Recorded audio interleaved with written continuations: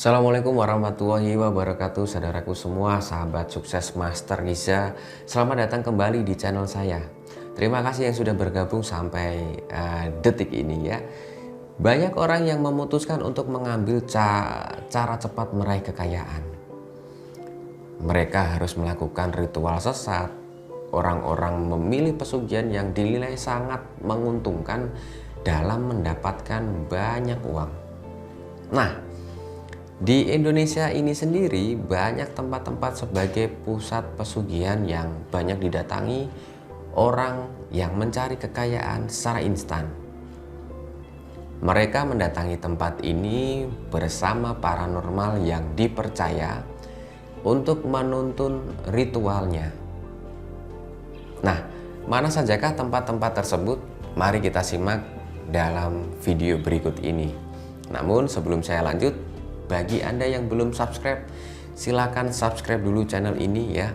Kita kembangkan bersama channel ini, kemudian aktifkan juga lonceng notifikasinya agar Anda mendapatkan update video terbaru dari saya. Dan apabila Anda suka dengan video saya, silakan klik tombol like. Ada 5 tempat pesugihan di Indonesia yang langsung bikin kaya, yakni yang pertama, Gunung Kemukus. Ritual seksnya bahkan disorot media Australia. Tempat mencari pesugihan ini sangat populer di kalangan masyarakat. Salah satunya karena ritualnya yang aneh dan berbeda dengan pesugihan lainnya, yakni dengan melakoni ritual seks. Sebelum ritual seks, setiap pelaku pesugihan harus berziarah ke makam Pangeran Samudro sebanyak 7 kali, yang biasanya dilakukan pada malam Jumat Pon dan Jumat Kliwon. Baru setelahnya mereka diwajibkan melakukan ritual seks dengan yang bukan pasangannya sebanyak 7 kali pula. Dan parahnya lagi, harus dilakukan di area terbuka di Gunung Kemukus tanpa penutup dan pelindung. Nah, kemudian yang kedua, Munding Sori Gunung Gede. Dikabarkan anak akan jadi cacat sebagai tumbalnya. Di tempat pesugihan ini dipercaya sebagai tempat bersemayamnya Raden Suryo Kencana, pendiri kota Cianjur yang beristrikan makhluk halus. Tempat itulah yang disebut sebagai Padepokan Suri yang menjadi tempat mencari pesugihan tersohor. Si pencari pesugihan harus rela jika salah satu anaknya yang dijadikan tumbal akan memiliki wajah cacat atau tidak normal. Ritual dimulai pada saat matahari terbenam atau di bulan purnama dengan cara bertelanjang bulat lalu berendam di kubangan lumpur.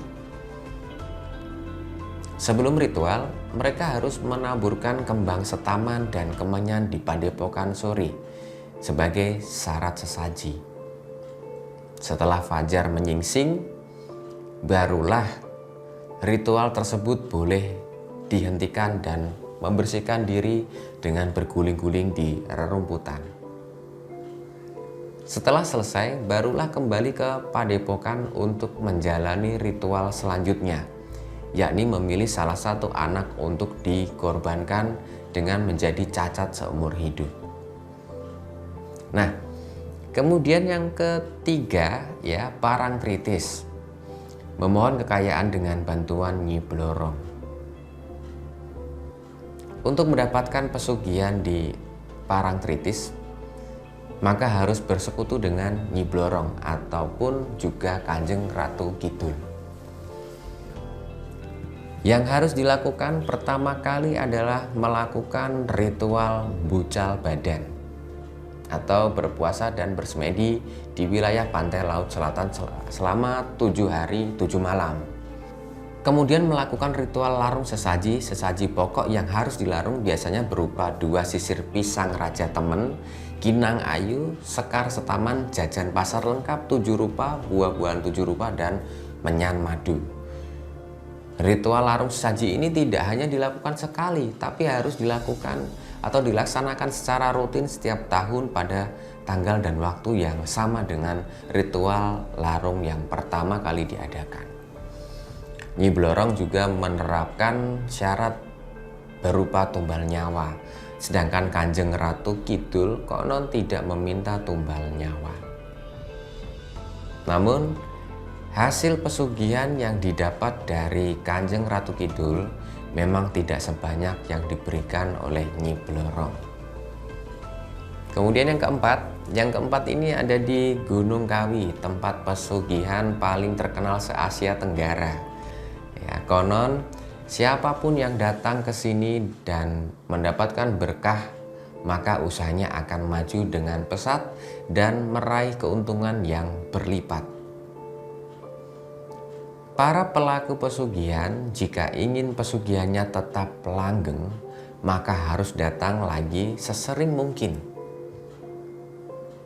Memasuki kawasan pusat pesugihan ini, maka bau asap dupa tercium di mana-mana. Ada 2 makam yang dikeramatkan di tempat ini, yaitu makam Raden Mas Imam Sujono, Mbah Sujo, dan makam Kanjeng Zakaria II, Mbah Jugo. Tidak ada persyaratan khusus, hanya membawa bunga sesaji dan menyisipkan uang secara sukarela. Namun, para pelaku pesugihan yakni semakin banyak mengeluarkan uang atau sesaji, semakin banyak berkah yang akan didapat. Sementara di luar makam terdapat pohon yang dianggap akan mendatangkan sebuah keberuntungan, yaitu pohon Dewan Daru, pohon kesabaran. Ya. Kemudian yang kelima adalah Gunung Bugel Rembang. Pelakunya harus siap-siap didatangi gagak pembawa rezeki. Syarat pelaku pencari pesugihan di Gunung Bugel adalah si pelaku harus berjualan sate gagak hitam kepada para arwah gentayangan. Pada tengah malam yang telah ditentukan, mereka harus berjualan sate burung gagak hitam ya, yang hendak disate harus dibawa ke makam yang akan dijadikan lahan berdagang. Sesampainya di tempat yang dituju, baca doa-doa khusus untuk membuka alam gaib sambil membakar kemenyan. Kemudian tunggu sampai gagak yang dibawa berkoak-koak atau dia bersuara. Pada saat gagak berkoak, pertanda waktunya penyembelihan. Cabut bulu-bulu gagak hitam tersebut dan olesi dengan minyak ar-Rahman. Kemudian potong daging burung sesuai dengan ukuran yang dikehendaki. Setelah itu bakarlah daging layaknya sate biasa. Pada saat bersamaan, para pembeli sate akan berdatangan.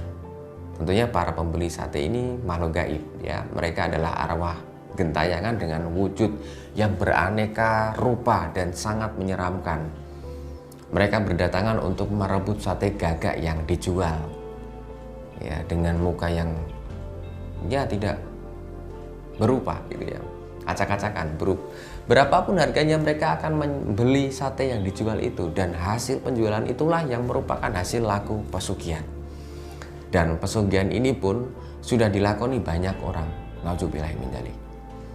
Maka dari itu kami sarankan ya, saya sarankan kepada Anda tidak melakukan pesugihan yang menyesatkan ini. Pesugihan yang sudah saya jelaskan tadi ya. Anda harus bisa berusaha secara halal, dan bila memang terpaksa menggunakan sarana spiritual, maka pilihlah yang tidak mengandung hodam atau unsur syirik. Salah satunya dengan menggunakan uang asmak, atau bisa juga dengan menggunakan tasbih jalbu rizki. Kedua sarana kerezekian yang dipercaya ampuh membuka pintu rezeki dari segala arah dan penjuru. Kemudian untuk mendapatkan sarana buka aura rezeki ini ya, langsung hubungi saya di 081126805557, atau Anda bisa lihat selengkapnya layanan saya di www.masterriza.com, RIZHA. Terima kasih sudah menyimak video saya hingga akhir. Sampai jumpa di video saya selanjutnya. Salam sukses, saya Master Riza. Wassalamualaikum warahmatullahi wabarakatuh.